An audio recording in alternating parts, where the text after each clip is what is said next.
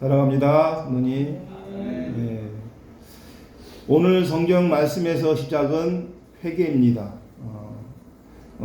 예수님께서 세례를 받으시면서 첫 마디가 회개입니다. 우리가 회개 그러면 뭐 반성하고 잘못을 뉘우치고 그러한 그 일반적인 회개를 성경에서는 말씀하는 게 아닙니다. 우리의 원죄가 있습니다. 원죄. 우리의 태어날 때부터 우리가 이 세상의 인간으로서 존재할 때부터 우리가 시작된 그 원죄에 대해서 말씀하는 겁니다. 우리가 마음적으로 그 어떠한 생각을 가진 것에 대해서 우리가 간음하지 말라 이런 것도 사실은 남에게 보여지지 않는 거죠. 속으로 생각하는 것이지 겉으로 생각하는 게 아니지 않습니까? 사람이 사람으로 보는 거와 내 마음속에 있는 거에서 내 마음속에 죄를 짓지 말아야 진정한 죄를 짓지 않는 거지, 남이 에게 들키지 않았다고 해서 내 지가 사야지는 것은 아닙니다. 즉 내가 늘 말씀드렸다시피 하나님에게 경외하고 하나님의 눈밖에 나는 것에 내가 벗어날 수가 없다는 것을 인지하시고 사람에게 인정받으려 하지 말고 하나님께 인정받으려는 삶을 살아야 됩니다. 사람에게 인정받으려다 보면은 오히려 그것이 상처가 되는 경우가 많습니다. 우리가 이 한자에 불각은 불가원이라는 말이 있습니다. 너무 가깝지도 않고 너무 멀지도 않게 지내라는 말이죠. 근데 이 가깝게 지내다 보면은 허물이 옮게 되죠. 허물이 옮다 보면 있는 얘기 없는 얘기 하게 되는데, 있는 얘기 없는 얘기 하다가 보면은 하지도 말아야 될 말까지 하는 경우가 많습니다.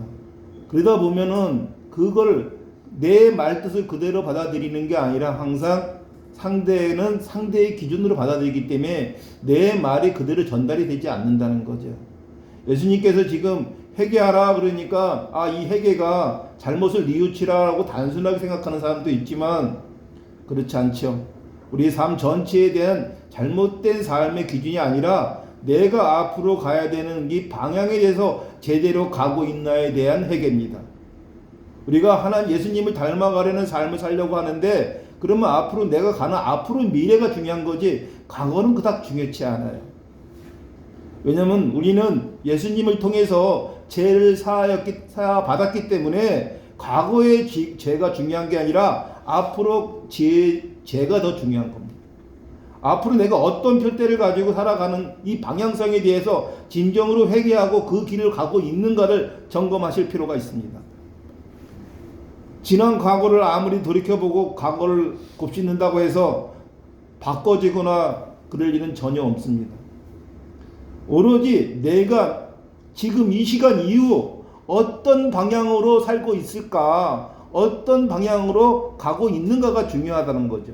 그것이 진정한 회개입니다. 과거에 대한 회개는 아무 의미가 없는 회개예요. 엎질러진 물 아닙니까? 엎질러진 물을 다시 어떻게 담겠습니까? 과거의 잘못보다 앞으로 내가 가야 될 방향에 대해서 얼마나 회개하고 정진을 하고 있는가, 이것이 오늘 예수님께서 말씀하신 세례의 시작입니다. 그것이 바로 회개입니다. 우리가 우리 조선시대 때 영조라는 장수의 왕이 있어요. 그 왕은 안 좋은 소리를 들으면 물로써 귀를 닦았다고 합니다. 안 좋은 걸 보면 물로 눈을 닦았다고 해요. 근데 우리가 이 귀하고 눈을 안 닦다 보니까 들은 안 좋은 소리가 귀에 남아있는 거예요. 우리가 안 닦으면 때가 붙잖아요. 마찬가지로 안 좋은 소리를 들으면 그 안 좋은 소리를 깨끗이 지워야 되는데 못 지우니까 어떻게 됩니까? 귀가 더럽죠. 바로 마음이 더러워지는 거예요. 안 좋은 거를 봤어. 안 좋은 것을 닦지 않으면 그 안 좋은 것이 내 눈에 항상 있으니까 내 눈이 흐릿해지는 거예요. 저 사람 인상이 안 좋아. 그것이 내 눈에 남아 있으니 항상 그 사람은 인상이 안 좋은 사람으로 되겠죠. 저 사람은 말이 너무 거칠어. 저 사람은 너무 나한테 이 말을 막해. 이게 그 때가 내 귀에 있다 보니 그 사람을 제대로 볼 수가 없는 겁니다. 우리가 이 귀와 눈의 때가 있어요. 근데 이 음식은 어떻습니까? 우리가 안 좋은 거를 먹으면 어떻게 해요? 바로 입으로 헹궈야 되지 않습니까? 물로 헹구잖아요. 우리가 그런데 먹는 것보다 이 귀와 눈이 더 중요하다는 거예요. 우리는 육신으로 사는 게 아니라 영으로 살아야 되는 성도들입니다. 영으로 살아야 돼야 우리가 세상을 제대로 표대를 향해서 정진할 수가 있는 겁니다. 회개는 미루는 것이 아니라 응답을 원하는 것입니다. 우리가 다음에라고 말을 쓰는 사람한테 다음에 식사 한번 합시다. 저는 가장 그런 말을 싫어합니다. 다음이 언제예요? 너를 며칠날 다음 주 수요일날 먹자. 이게 확실한 겁니다. 다음이라는 건 그냥 립 서비스일 수도 있고 그냥 인사치레잖아요. 그런 막연한 약속을 저는 믿지 않습니다. 야, 다음 주 어떻게 목요일날 시간 되니? 이렇게 해서 하는 것이 맞지. 다음에 식사 한번 하자. 그런 립 서비스만은 아무 의미 없는 말이라고 저는, 그것이 나쁘다는 게 아닙니다. 흐리멍텅하다는 거죠. 저는 그런 걸 제가 싫어합니다. 정확하게 아니면 아니다, 기면 기다지, 다음이었으니까. 제가 우스갯소리로 제가 서울에서 부산을 내려가는 일이 있었어요. 완행열차였습니다. 그래서 기차를 탔는데 10,000원이어갖고 옛날 얘기죠. 아주 오래된 제 20대 얘기입니다. 가는데 앞에 어떤 분이 앉아 있어서 저기 어디까지 가서 했더니 다음 역에 내린대. 그래서 구로에 내리나 보다 하고 기다렸어요. 근데 구로에 안 내리시더라고요. 어디까지 했더니 다음 역 그러더라고요. 그래서 수원에 내리나 하고 수원까지 기다려봤어요. 수원에 내리는데 내리셔야지 했더니 나 다음 역이야? 또 이러시는 거예요. 결국은 제 부산까지 그 양반하고 같이 갔습니다. 저 그때 깨우쳤어요. 이거 싫어합니다. 다음이란 말을 쓰면 안 되겠다. 근데 그 사람이 거짓말 했나요? 거짓말 안 했잖아요. 그 사람이 수원역에 내린다고도 하지 않았고 구로역에 내린다고 하지도 않았어요. 내가 해석한 거죠. 다음이니까 다음 역이라고 생각했죠. 그 사람이 거짓말을 한 게 아니라 내가 그렇게 인식한 거잖아요. 이런 겁니다. 그래서 다음에 식사하자 그러면 다음이 어딘가 우리가 희망 고문을 하지 말아야 됩니다. 그게 바로 희망 고문이에요. 우리가 항상 어려운 일이 있을 때 이 희망을 갖게 되죠. 그런데 우리 예수 그리스도가 가까이 왔습니다. 근데 그 가까이 온 것도 희망 고문일 수가 있어요. 회개하지 않은 자에게는 그거는 단지 희망 고문일 뿐입니다. 회개한 자만이 예수님이 가까이 왔음을 인지할 수가 있어요. 예수님이 가까이 왔으면 인지하지 못하는 이유가 뭐냐? 아까 말씀드렸죠. 과거를 반성해서 오는 게 회개가 아닙니다. 예수님이 가까이 왔음을 인지할 수 있는 건 뭐냐? 내가 회개해서 앞으로 정진하는 그 길이 보일 때 그 예수님이 보인다는 거예요. 그렇지 않으면 예수님이 보일 수가 없어요. 과거에 집착하는데 어떻게 예수님이 보일 수가 있겠습니까? 어차피 과거는 모두 예수님께서 사해 주셨는데 왜 쓸데없는 과거에 연연합니까? 우리가 과거에 맛있는 음식을 먹었다고 해서 그걸 되새기면서 살 수 있나요? 우리 과거에 맛있는 배부른 음식을 먹었다고 그걸 회개하며 살 수 있네? 못습니다. 지금 나이 나고 밥을 먹어야 돼요.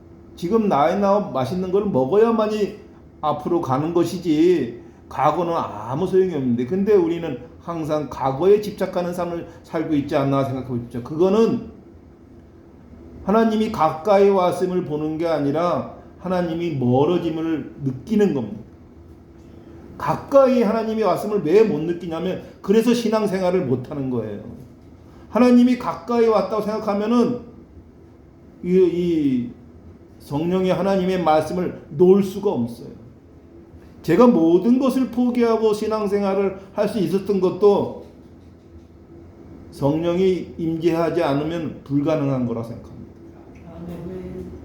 그럼 성령이 임재하면 뭐가 돼요? 바로 하나님이 가까이 왔음을, 하나님의 나라가 가까이 왔음을 인지할 수가 있어요. 우리는 한 치 앞도 내다보지 못하는 삶을 살고 있는 우리 인간사인데도 그거를 깨우치지 못하는 삶을 살기 때문에 앞이 깜깜한 겁니다. 앞이 막막해요. 도대체 내가 어디로 가야 될까? 내가 이게 좀 잘 살고 있는 건가? 그런 쓸데없는 걱정을 한다는 거죠. 내가 잘 살고 못 사는 걸 내가 어떻게 알겠어요? 우리가 살면서 우리가 세 가지의 삶이 있다 그러지 않습니까?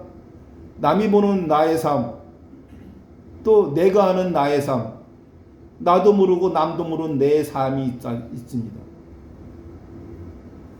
그 남도 모르고 나도 모르는 그 내 삶이 바로 하나님이 가까이 왔음을 인지하는 성령이 인지할 때 가능한 겁니다. 그렇지 않다면 늘 불안하고 늘 미래가 확실하지 않으니까 답답하고 괴롭고 불신지옥에서 살 수밖에 없는 겁니다. 우리가 선생님이 가까이 왔음을 알면 첫째, 생각을 바꿔야 됩니다. 생각을 바꾸지 않으면 도저히 오지 않죠. 다음에 중요한 게 방향을 바꿔야 됩니다. 내가 어디로 가야 될까? 방향을 확실하게 정해야 됩니다. 방향을 확실하게 정인 다음에 그 다음에 중요해요. 삶의 주인이 되어야 됩니다. 우리는 이 세상이 천국 같아야 됩니다. 이 세상에서 지옥같이 살다가 천국을 간들 그거 천국 가봐야 가는 거잖아요. 가본 적이 갔다가 온 사람 없잖아요. 그러면 이 세상을 천국같이 살아야죠. 이 세상을 천국같이 안 살고 불신지옥에서 살면은 그 본인만 지옥에서 사는 거예요. 눈을 감고 세상이 어둡다 하는 거와 똑같습니다. 하나님 나라가 가까이 왔음을 아는 거는 이 현실에서 천국 같은 삶을 살아야 돼. 예를 들어서 암에 걸려서 죽을 날짜를 받아놨다고 쳐봅시다. 그러면 그게 은혜라고 제가 말씀드렸더니 그 은혜가 뭡니까? 어느 사람은 교통사고로 갑자기 자식들에게 말 한마디 못하고 죽는데 나는 3개월에 죽는다 그러니까 그동안 빚진 사람들한테 마음의 빚도 갚고 또 자식들한테 못해준 것도 밥도 해주고 반찬도 해줄 수 있는 시간적에 대한 은혜를 줬으니 은혜 아닙니까? 교통사고 나서 말 한마디 못하고 죽으면 매년 교통사고로 수백 명이 죽습니다. 그 사람들은 말 한마디 못하고 가져가고 작별 인사 한번 못하고 죽어요. 그런데 나한테 3개월에 죽는다는 시간을 주셨으니 내가 얼마나 행복한 겁니까? 하나님으로 갈 수 있는 그 표대를 정확하게 밝혀주시는 거 아닙니까? 그 은혜죠. 우리가 그게 바로 마음의 회개입니다. 회개가 되지 않으면은 원망밖에 없어요. 나한테 왜 이런 시련을 주실까? 늘 우리 교영도들이 그래요. 시험에 든다고. 그 시험에 드는 것처럼 어리석은 사람이 없는 거예요. 시험에 왜 듭니까? 시험에 들을 이유가 없어요. 누가 나에게 서운하게 했다? 그게 왜 시험의 대상입니까? 우리가 아무 일도 안 하면 아무 일도 안 생긴다는 말이 있어요. 상대의 말에 아무 감정이 없으면 상처받을 일도 없습니다. 우리가 그 이 회개에 대해서 오늘의 주제가 왜 세례를 받고 나서 회개하라. 하나님 나라가 가까이 왔느니라. 가까이 온 것을 느낄 수 있는 게 바로 회개입니다. 회개는 결국 하나님과 하나님의 은혜를 받을 수 있는 키입니다. 하나님의 은혜를 회개를 통하지 않으면 받을 수가 없어요. 우리가 어느 방향을 보고 우리가 지셔야 되지 않습니까? 제가 이렇게 저 에어컨을 가리키고 있는데 제 손가락을 보시면 안 되죠. 제가 가리킨 건 에어컨을 가리킨 것이 제 손가락을 보라고 한 게 아니지 않습니까? 마찬가지로 우리가 이 하나님의 은혜를 받는 거는 회개의 손길밖에 없는 겁니다. 하나님이 내 은혜를 받으려면 어떻게 하냐? 바로 하나님의 은혜를 볼 수 있는 회개입니다. 회개하지 않는 삶, 행동하지 않는 회개, 다 무용지물이에요. 회개하지 않은데 회개를 했다? 뭘 회개한 거예요? 반성문 썼다고 반성문이 그 사람이 된 건가요? 그 반성문을 쓰지 않아도 그 마음에 반성이 됐으면 반성이 된 거죠. 그런데 반성문 썼으니까 나 다 됐다? 나 때려놓고 나서 미안하다 그럼 다 된 거예요? 아니잖아요. 때려면 미안하면 내가 진짜 미안한 마음이 있어야지. 그러면 그 다음에 뭡니까? 다시는 그런 짓을 하지 말아야 되는 겁니다. 제가 그 여담으로 제가 2014, 5년도에 몸이 굉장히 아픈 적이 있었어요. 너무 몸이 아파서 캠핑협회를 할 수가 없는 상황이 됐어요. 그래서 저랑 아주 이 지심에 있던 제 후배가 하나 있었습니다. 제가 오늘 설교 시간에 얘기하는 이유는, 예, 사람이 가까워지니까 별의별 얘기를 다 하다가 내가 그래도 이 수억 원을 들여서 만든 이 협회에 내가 만약에 죽게 되면 이 협회를 누군가에 물려줘야 되는데 그 물려줄 친구로 그 친구를 지목을 하게 됐어요.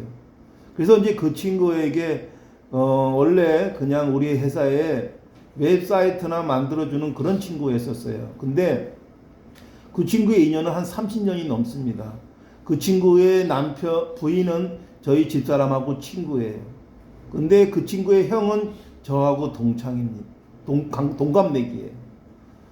그러니까 저보다는 어리고 저희 집사람하고 동갑내기인데 저희 집사람의 친구의 남편인 거죠. 근데 이제 어느 날 저한테 저희 집사람이 자기 친구 신랑이 놀고 있는데 당신 그 옷 좀 우리 친구 신랑에게 줄 수 없냐 그러더라고요. 그때 당시 땐 제가 의류 도매업을 할 때였어요. 그래서 의류 도매업을 해서 백화점에 의류를 납품하던 시대이기 때문에 제 지하 창고에 이 옷이 어마어마하게 많이 있습니다. 그냥 그깟 옷 그냥 줘도 되겠다 싶어서 그 친구, 이게 한 30년 전 얘기입니다. 그 친구에게 이제 왔어요. 그래서 네가 가져가고 싶으면 가져가라 그러니까 이 친구가 깜짝 놀란 거예요. 가져가고 싶으면 얼마를 주는 게 아니라 가져가고 싶은 만큼 가져가라니까. 근데 가져가고 싶은 만큼 가져갈 수 있는 양이 이상이니까 5톤 트럭을 갖고 다 못 갖고 가는 양이니까. 그래서 그 친구가 자기 봉고차에 실을 만큼 밑바에 싣고 갔어요. 그렇게 해서 그 친구가 저하고 인연이 됐는데 그 친구가 저에게 형님이라고 불러도 되겠냐 그러더라고. 그래서 그러지 마라 그랬어요. 왜냐면 당신 와이프가 내 와이프하고 친구인데 내가 나한테 형님이라 그러면 당신 와이프가 어떻게 되겠냐. 우리 집사람하고 친구니까 그냥 차회장 권사장으로 가자. 그냥 나한테 회장이라고 너는 사장이라고 그러고 너는 나한테 회장이라고 서로 그렇게 해서 회장님 사장으로 서로가 이 소통을 했어요. 그 친구는 나하고 좀 더 가까워지고 싶어서 그렇게 했지만 저는 거절을 했어요. 형 동생 지내는 건 아니다. 그렇게 해서 지내다 보니까 아주 돈독한 사이가 됐어요. 그러다 보니까 있는 얘기 없는 얘기 하다가 그렇게 해서 20년이 흘러서 2014, 5년이 된 거예요. 14년쯤에 제가 너무 몸이 아파서 그 친구에게 우리 협회자를 물려주고 싶었어요. 그래서 그 친구에게 얘기를 했어요. 우리 협회에 임원으로 일단 들어와라. 갑자기 회장시킬 수는 없으니까 우리 협회 임원으로 들어와라. 그래서 임원으로 들어왔습니다. 그래서 들어와서 이런 얘기 저런 얘기를 했는데 이제 제가 이제는 너무 몸이 안 좋아서 또 다른 일도 해야 되고 그래서 전체 이제 임원회의를 하는 시점이 왔어요. 근데 임원회의를 이렇게 이제는 저와 다른 부회장 2명에서 총 4명에서 임원회의를 하고 있는데 갑자기 이 친구가 저를 성토하는 거예요. 회장이 돼갖고 제대로 하시는 게 뭡니까 등등 그 임원들 앞에서 다른 임원들 앞에서 저를 성토하더라고요. 근데 맞은편에 있던 그 다른 부회장들이 황당해하는 눈빛이에요. 근데 왜 그 친구가 그 권사장이라는 친구가 그렇게 했냐면 이 친구가 그 다른 이 회장이나 김 회장 뒤에서 저랑 같이 제 뒷담화를 했나 봅니다. 그러니까 그 뒷담화를 다 받아주니까 그 사람들도 나를 싫어하나 보다라고 생각을 한 거예요. 근데 중요한 거는 우리가 뒷담화는 누구나 할 수 있어요. 앞담화가 어려운 거예요. 니 때문에 찌제명 한다고 해서 대놓고 이재명 대통령 앞에서 찌제명 할 수 있는 사람이 이미 있어요? 박근혜 그런다고 박근혜 대통령 앞에서 박근혜라 할 사람이 있습니까? 뒤에서 하는 거지. 다 할 수 있어요. 마찬가지죠. 중요한 거는 근데 이 친구는 착각을 한 거예요.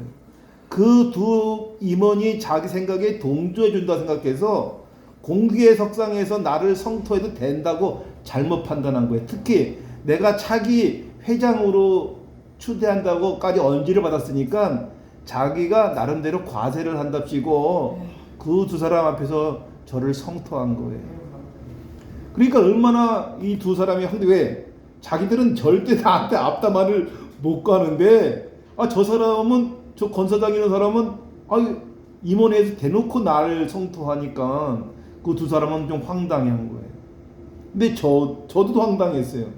아니 나한테 사적으로 형 동생하고 지내니까 사적으로 얘기할 수 있는 거를 왜 공개석상에서 이랬을까? 근데 저도 인간인지라 좀 화가 나더라고요. 그래서 내가 그 친구한테 그랬어요. 중이 저리 싫으면 중이 떠나야지 저리 떠나라고 할 수 있냐? 지금 이 협회가 매달 나가는 돈이 몇백씩 나가는데 네가 그 돈을 감당할 수도 없는데 네가 무슨 나에 대해서 성토를 하느냐? 너 오늘부로 그냥 그만둬라 회장, 부회장 그만둬라. 그리고 그 친구를 이제 보냈는데 그 자기 편을 들어줄 줄 알았던 거죠.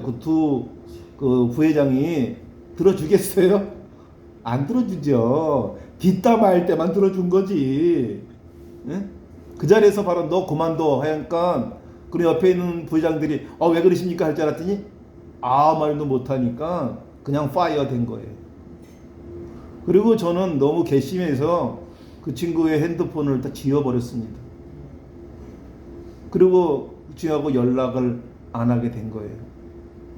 그런데 몇 년이 지나서 문자가 왔어요. 핸드폰으로. 건모식이 뭐 장례식 뭐 이렇게 중요한데 나는 그 친구의 아버지가 돌아가셨는 줄 알았어요. 그런데 아들이 보낸 거더라고. 그 친구가 죽은 거예요. 그래서 저는 후회를 했어요. 용서를 해줄 걸 내가 그때 용서를 안 해줘 용서만 해줬어도 괜찮았을 걸 하는 생각이 들어요. 근데 제 이 친한 이 신복 같은 우리 친구 하나 있는데 그 친구는 아직도 용서를 안 해요. 왜냐면 그 친구는 여러 번 저를 배신했었거든요. 지금은 그 한 단면인 거고 선택을 내가 이 부회장으로 앉히고 앞으로 차기 회장으로 앉히려고 한 건 제 선택입니다. 근데 그 친구는 여러 번 저를 배신했었어요. 한 번 사람은 고쳐 쓰는 게 아니라는 말이 있지 않습니까? 사람은 고쳐 쓰는 게 아니에요. 근데 우리가 배신이라는 게 뭡니까? 내 기대치 어긋나는 게 배신이에요. 그 사람은 원래 그런 사람인 겁니다. 사람은 바꿔지는 게 아니에요. 원래 그런 사람인데 내가 콩깍지가 씌어서 잘못 보고 있는 거예요. 우리가 이 결혼해서 헤어지는 것도 그런 거잖아요. 원래 그런 사람인데 저 사람 원래 그 남편이 바람둥이인데 내 눈에는 바람둥이가 안 보인 거야. 원래 바람기가 있는 사람은 그냥 바람을 계속 피는 겁니다. 기회만 있으면. 예? 기회가 없어서 바람을 못 핀 거야. 왜? 내가 공궁에 돈이 없어. 노름도 마찬가지입니다. 노름 좋아하는 사람이 돈이 없어 노름을 못 하는 거지. 노름의 기회가 오면 노름 또 합니다. 사람 바꿔지지가 않아요. 남 험담하는 거 좋아하는 사람 지금만 참는 거지 아직도 남 험담합니다. 그러니까 사람은 바뀌는 게 아니에요. 그러면 우리가 회개가 뭐냐? 그 바뀌어야 회개인 겁니다. 회개의 바뀌지 않은데 내가 공궁에서 노름을 못하는 게 회개한 겁니까? 아마 마음속은 그럴 거래요. 한 방 좀 터지게 해주십시오. 그래야 또 노름을 할 수 있지 않겠습니까? 그러니까 바뀐다는 거는 진짜 어려운 일이에요. 그래서 이런 말이 있어요. 점쟁이들한테 이러잖아요. 미래를 그렇게 잘하는데 왜 당신 팔자는 그래? 그러잖아요. 점쟁인데. 대단한 점쟁이는 로또 번호도 좀 알아야 되는 거 아니야? 여기 어린 그 동자한테 좀 물어보지. 다음 로또 번호가 몇 번인지. 미래를 잘한다며. 이게요, 괴가 천선이라는 말이 있습니다.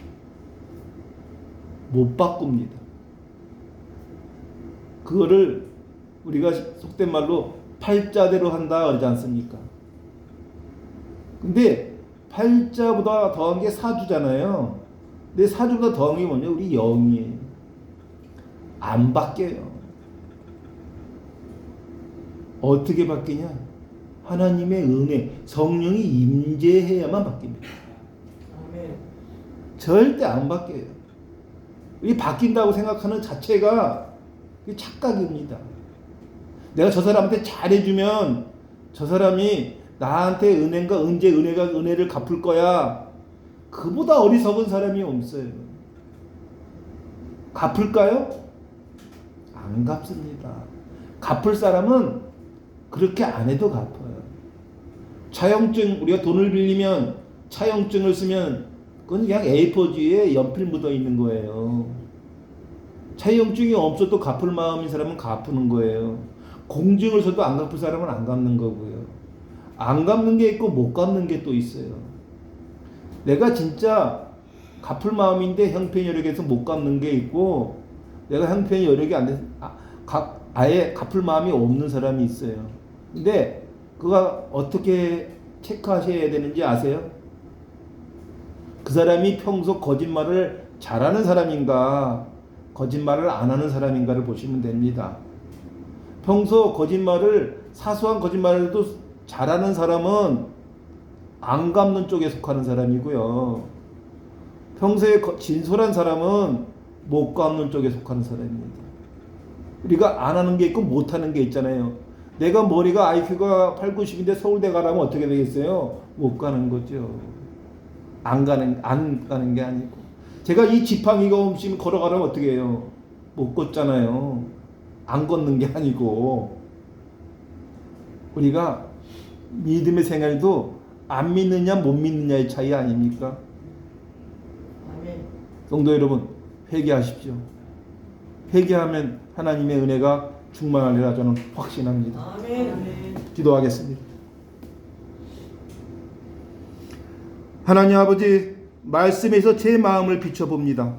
숨기고 있던 죄를 내려놓게 하시고 미뤘던 회개를 오늘 결단하게 하옵소서. 아멘. 내 삶의 왕이 다시 예수 그리스도가 되게 하시고 천국의 삶을 오늘부터 살게 하옵소서. 아멘. 예수 그리스도의 이름으로 기도드립니다. 아멘.